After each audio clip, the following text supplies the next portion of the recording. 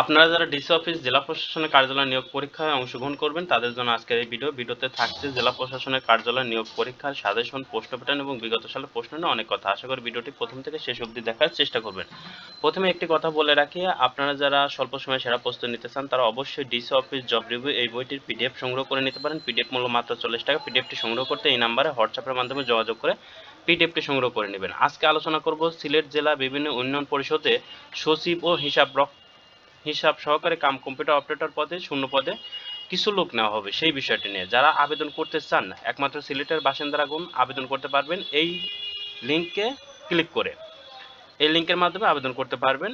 আর union পরিষদ সচিব পদ সংখ্যা 7টি, গ্রেড 14, হিসাব সহকারী হিসাব সহকারী কাম কম্পিউটার অপারেটর গ্রেড 16, পদ সংখ্যা 28টি। আবেদন করতে চাইলে অবশ্যই এই লিঙ্কে গিয়ে আবেদন করতে পারেন। তো চলুন আমরা সাজেশন নিয়ে কথা বলি। আপনাদের প্রশ্ন প্যাটার্ন এইভাবে আসবে। রিটেন প্যাটার্ন প্রশ্ন আসবে সাধারণত 100 মার্কের অথবা 70 মার্কের পরীক্ষা হতে পারে।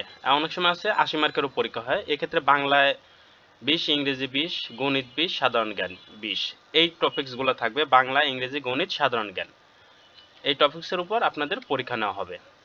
তো চলুন দেখে নেই যে আমাদের কি কি পড়তে হবে। সাজেশন: বাংলার জন্য সন্ধি, বিপরীত শব্দ, সমাস, এক কথা প্রকাশ, বানান, বাগধারা, সমার্থক শব্দ, কারক, সাহিত্য, এই টপিকসগুলো খুব ভালো করে পড়ে যাবেন এই বইটা থেকে, অথবা আপনাদের নিজস্ব কোনো বই থাকলে সেখান থেকে এই টপিকসগুলো খুব ভালো করে পড়বেন।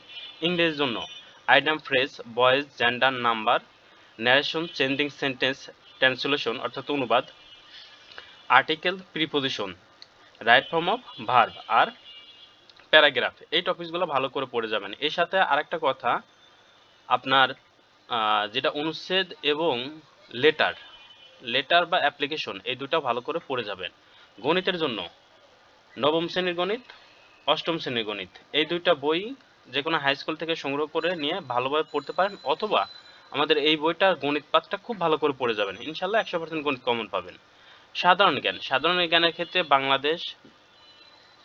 বাংলাদেশের ইতিহাস, ঐতিহ্য, বঙ্গবন্ধু, ভাষা আন্দোলন, স্বাধীনতা, এই টপিকসগুলো খুব ভালো করে পড়ে যাবেন এই বইটা থেকে।